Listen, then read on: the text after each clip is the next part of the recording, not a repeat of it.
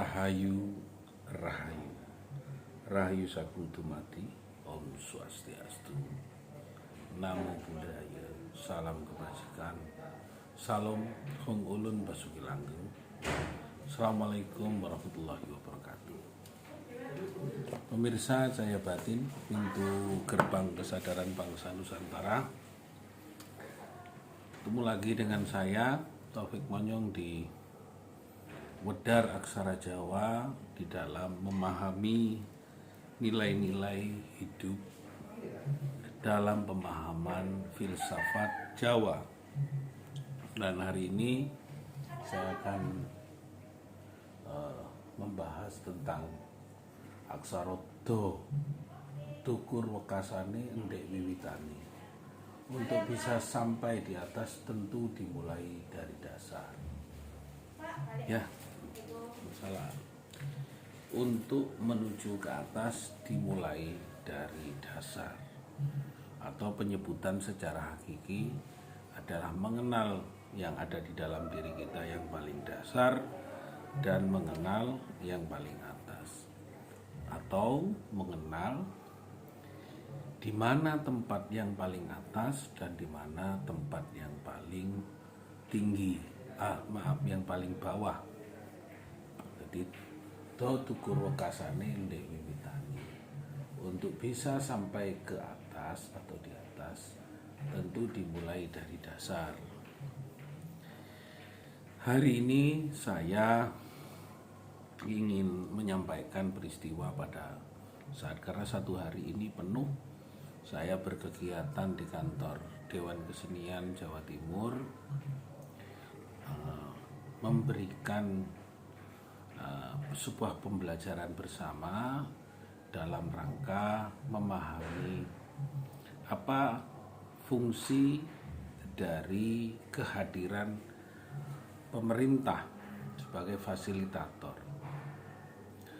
dalam berkesenian, dan bagaimana lembaga kesenian ini sebagai sebuah lembaga yang harus hadir menjadi jembatan bersama di dalam memberikan pembelajaran aksara Jawa untuk sama-sama mengajak berketetapan di dalam kembali pada nilai-nilai kebaikan.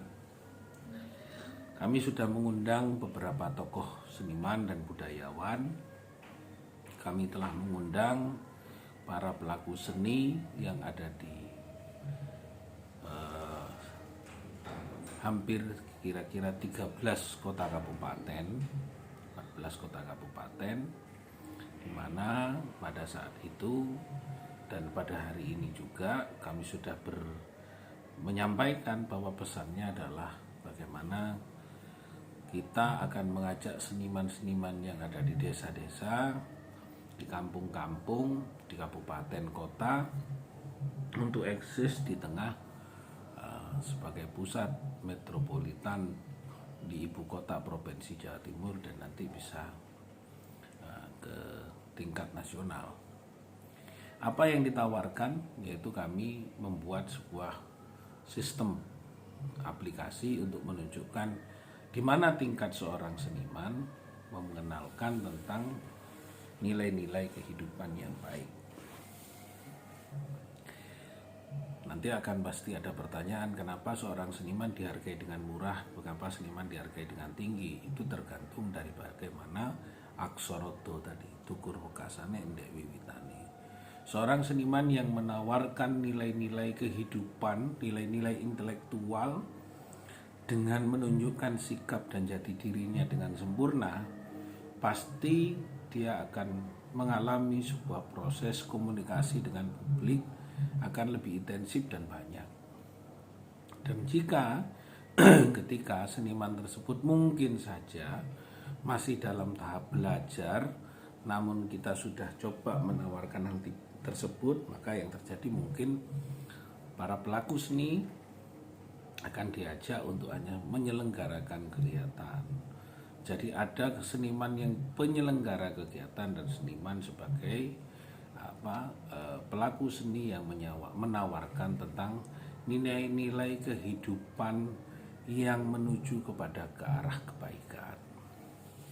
Pemirsa Cahaya Batin, pintu gerbang kesadaran bangsa Nusantara. Sama tadi kami berdoa karena di Nusa Tenggara Timur ada gempa yang cukup dahsyat, dan kami juga menyampaikan semoga masih menjadi ruang keselamatan, bencana berjalan dengan hikmat dan bijaksana untuk melahirkan orang-orang yang sempurna. Dalam penyampaian aksara Jawa ini kami ingin juga tarik-menarik dalam sebuah pemaknaan filsafat. Tukuru kasane ndek wiwitane, ditarik kepada sebuah nilai yang sangat tinggi. Dengan praktek kehidupan yang tadi saya sudah menawarkan alat komunikasi seperti itu yang luas dan bisa diakses oleh banyak orang.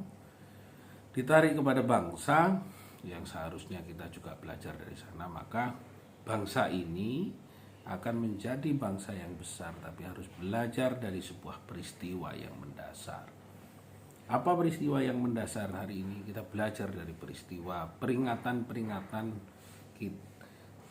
dari leluhur kepada kita tentang bagaimana kita harus kembali kepada nilai kehidupan yang lebih baik.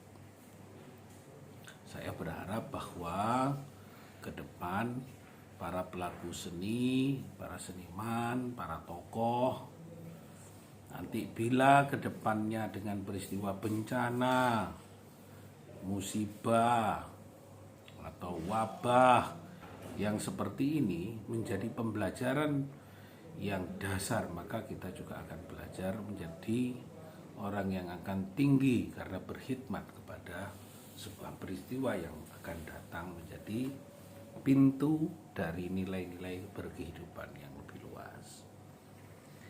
Hari demi hari mulai tahun 2020, nah itu kita sudah mengalami sebuah peristiwa yang namanya wabah penyakit secara dunia. 2021 kita mengalami sebuah peristiwa bencana alam yang tidak berhenti, walaupun itu sudah sejak tahun 2004. Nah, apa yang sebenarnya terjadi pada bangsa kita? Maka kita harus belajar untuk menjadi tinggi bangsa, untuk menjadi besar negara kita bermartabat, maka kita harus belajar dari bawah. Apa sebenarnya letak kesalahan kita? Mampukah opini yang disampaikan oleh orang-orang tersebut menjawab peristiwa yang akan terjadi?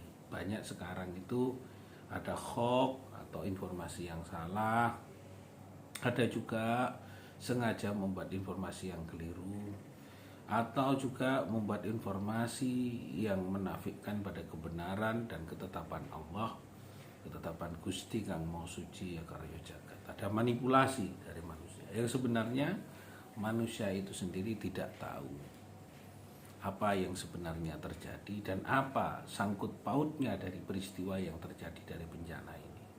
Sudah banyak beropini. Inilah lemahnya ilmu pengetahuan dari orang-orang, karena dia tidak mengenal hak dan ketetapan Allah, atau mengenal ilmu secara hakikat, mengenal ilmu secara hakiki bahwa Allah Gusti Kang Maha Welas Asih, Gusti Kang Maha Suci sedang membuat sebuah peristiwa yang harus kita belajar dari hal yang paling dasar untuk menuju kepada tahapan yang sangat tinggi. Do cukup menjadi jawaban atas peristiwa hari ini jika kita mau belajar dari ilmu yang diberikan oleh Allah.